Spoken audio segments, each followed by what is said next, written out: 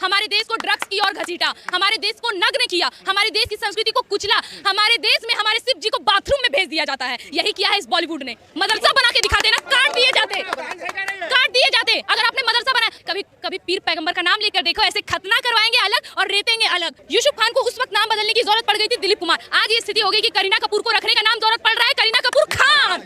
यही हो गई हमारी स्थिति। ये जो लफ्ज जिहाद हो रहे हैं ना, लफ्ज जिहाद, ये सब ये इसी की उत्पत्ति है। यही तो दिक्कत है हमारी कि जो हमारा असली इतिहास है हमें पढ़ाया ही नहीं गया। हमें बताया जाता है कि अकबर ने हल्दी घाटी की युद्ध में महाराणा प्रताप को हराया था। वो अकबर जो महाराणा प्रताप की कमर तक नहीं आता था, वो अकबर हराएगा हमारे महाराणा प्रताप को?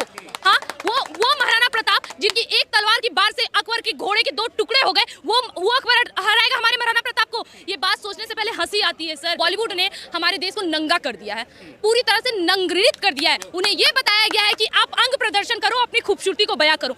हमारा बॉलीवुड ने हमारी संस्कृति को नष्ट करने का सबसे बड़ा जिम्मा उठाया है। हमारी संस्कृति आज नष्ट हुई है तो हमारे बॉलीवुड की वजह से। ये वही बॉलीवुड है ना जिसे मतलब नहीं है कि हमारी संस्कृति जारी है, कोई कहीं शादी कर रहे हैं। आप तो बॉलीवुड में देखिए ना, ये लफ्ज जिहाद हो रहे हैं। कहाँ से हो रहे हैं ये लफ्ज जिहाद? कहाँ से ये हिंदू लड़कियों को इतने अच्छे अच्छे ख्याल आ रहे हैं?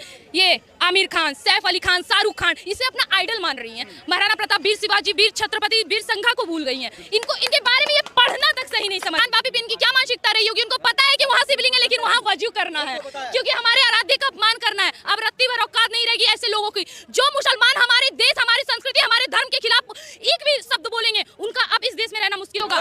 बस।